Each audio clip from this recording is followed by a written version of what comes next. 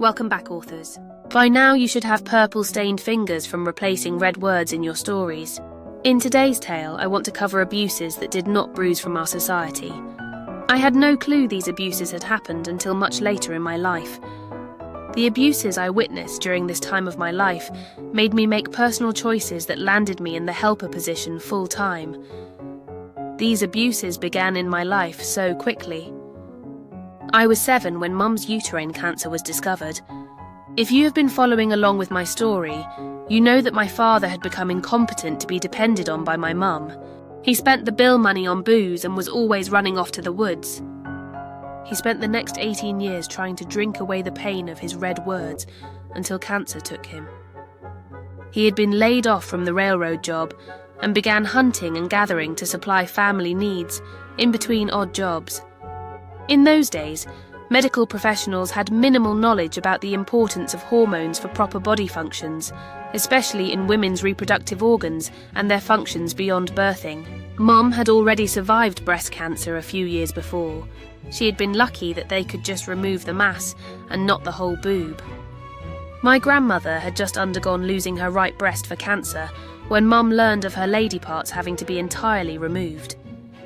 It was weeks after the surgery when Mum began to change. She was overwhelmed with healing, a husband acting like a needy child, and 3 kids under 10. That lack of knowledge surrounding the hormonal imbalances of full removal of a person's organs sent my mother into the darkness of depression. She had lost all hope. I was almost 8 when Mum and Dad divorced. By this time, I had begun to do everything extra I could to try to assist my mum in this difficult time. I saw how hurt life made her feel. I saw her hopelessness and wanted to keep my caregiver able to care for me. I saw how she felt unloved. She began to confide in me her deep hurt too at this time. I learned how to give her true advice to help her guide herself out of the darkest corners, but as a little girl there was not much I could share.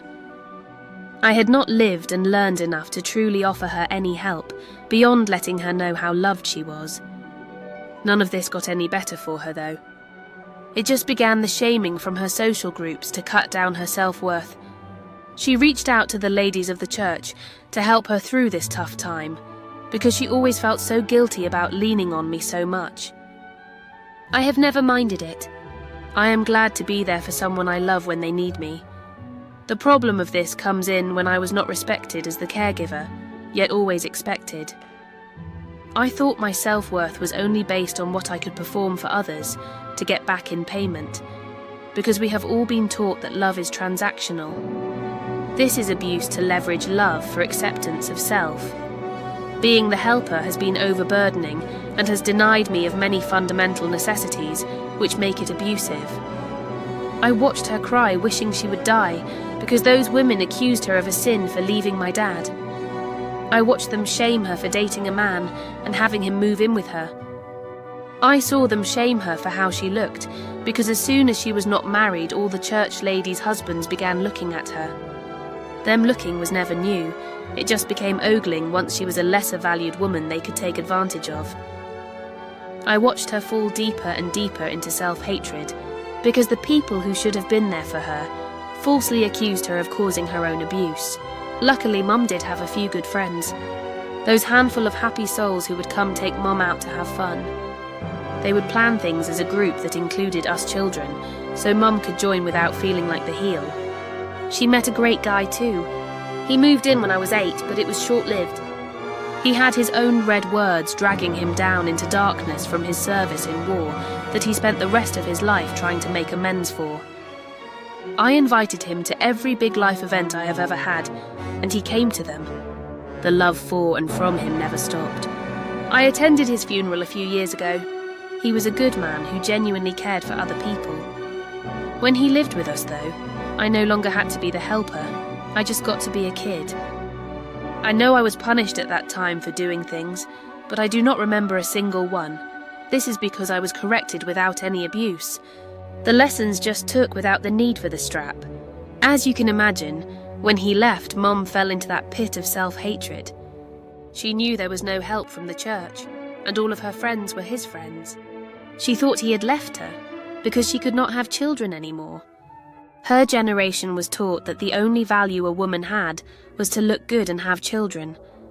If you were missing either, you were nothing of importance. Her society had let her down, her community had let her down, and her red words had driven her to self-hatred. She had never gotten an education beyond graduating, because to educate a woman was thought pointless. Those were not my grandparents' wishes. The things telling my mum to be an uneducated, needy person were from her society. In its advertising, hiring habits, banking, any activity within the society to be a person on your own told her she was nothing but a man's property to breed. Women were told to spend their lives serving a husband and taking care of his property while he worked to pay for it all. When those red words were removed from my mum's life, she realised she was a single parent of 3 who needed an income and had absolutely no skills for a job. This is when she met the next chapter of my story. He is a whole other level of the abuses that leave no evidence except inside ourselves. As Mum was figuring out her new reality, we all worked together as a family throughout these years. The 4 of us made it work and were rather happy for the most part as a family unit. Mum decided to take courses at the community college to increase her chances of getting a job, and things were looking up. She was overcoming the grief from the 2 loves she just couldn't seem to make work. She still felt undesirable. She still felt like she was no longer a woman. She still felt like a tart. All of these avoidable abuses lead to the next chapter in my life. The chapter that has truly defined me as the person I am today. Authors, we all need to be vocal about these harmful practices that keep abusing people.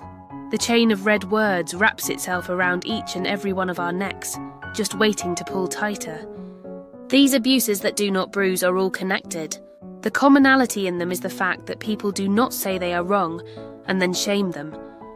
Our communities and societies treat these abuses and awareness to them as something disgraceful that people lesser than them suffer. The Greater Population Act as if these abuses are not something we can solve, but we just have to learn how to keep silent about. We do not punish the things that abuse, we punish the superficial. We punish people for not dressing as we think they should, because of the body parts they have, yet we let child molesters walk free in the streets, even though people are aware of their abuse through confessions. We tell little girls they asked for their abuse through their clothing or behaviour, as if they have the power to make the choices of another person for them. Not even the God of the Bible has that power. The abuses that does not bruise hurt everyone everywhere all the time. Once we begin to remove the red words from our personal stories, we begin to be truly human for the first time since birth. We begin to be our genuine self without the grooming of the red words.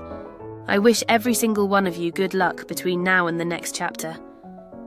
I hope to see you all growing your self-worth in floods of purple words to replace the abuses we tell ourselves in our understandings about reality. We are all in this together, and I know I am in good company. Cheers, you beautiful authors.